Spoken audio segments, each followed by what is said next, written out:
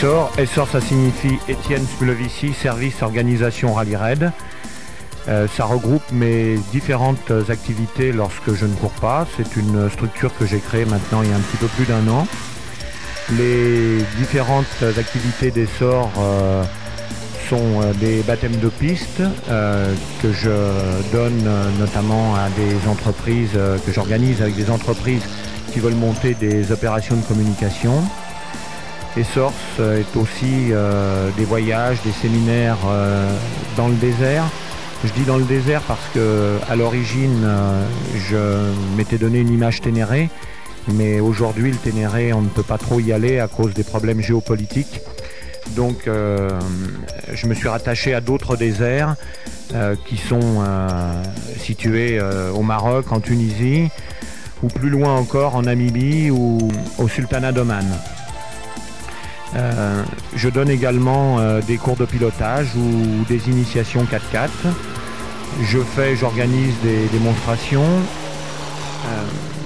Je suis aussi à la disposition de certaines associations type Lions Club, Rotaries ou Chevaliers de la Table Ronde pour organiser des débats, des animations dont le thème principal est le Rallye Raid. En clair, je viens avec le film du dernier grand Rallye Raid, type Paris-Dakar ou Paris-Moscou-Pékin, et je suis le débatteur de la soirée. Je loue également mes véhicules de compétition pour des salons, des expositions, des manifestations diverses. Et je monte des opérations, je dirais sur mesure, d'incentive, de stimulation, de motivation, ce qu'on peut regrouper sous le terme d'événementiel, avec Michel Hidalgo et Edouard Stack.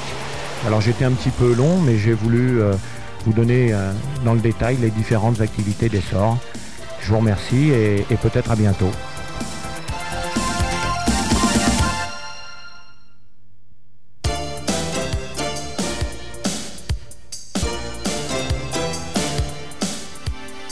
C'est la réplique du premier 4x4 Mitsubishi qui a été construit par la firme en 1933, d'où son nom PX33. Alors la base, le châssis, c'est un châssis long de Pajero, et c'est là qu'on s'aperçoit que les règles de la mécanique ne se réinventent pas, puisque lorsque l'étude a été faite par Sonoto, on s'est aperçu que l'empattement du PX33 était au millimètre près le même empattement qu'un Pajero châssis long d'aujourd'hui.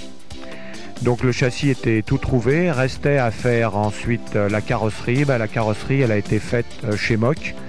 Mock qui faisait les carrosseries pour Renault lorsque Renault faisait complètement les Formule 1, c'est-à-dire châssis et moteurs. Et elle est en carbone Kevlar. Au niveau motorisation, on a le 4 cylindres Mitsubishi 2,6 litres turbo intercouleur qui dans la version sur le PX33 développe 250 chevaux. Alors depuis que cette voiture a été construite, c'est-à-dire en 89, je l'ai faite un petit peu évoluer, notamment au niveau des suspensions arrière, puisque à l'époque on avait vraiment fait une réplique avec des suspensions à lame. Et il y a une évolution avec des suspensions un petit peu plus courtes, puisque maintenant on a des ressorts hélicoïdaux et des bras tirés qui changent considérablement son comportement sur la piste et notamment sur les terrains où on peut rouler vite. Au niveau équipement de navigation, donc elle est bien sûr équipée Rallye Raid, puisqu'avec j'ai fait 3 Paris-Dakar, un Paris-Le Cap et un Paris-Moscou-Pékin. Le GPS date du Paris-Moscou-Pékin et il y a 2 Tripmaster. Les portes arrière ne sont là que pour le look, puisque toute la partie arrière du véhicule est occupée par un réservoir, une outre souple de 450 litres. Là, cette voiture peut recevoir 3 roues de secours, 2 en porte-à-faux sur le pare-choc arrière et une qui trouve sa place sur le haut du réservoir. Je pense qu'on a fait le tour du véhicule.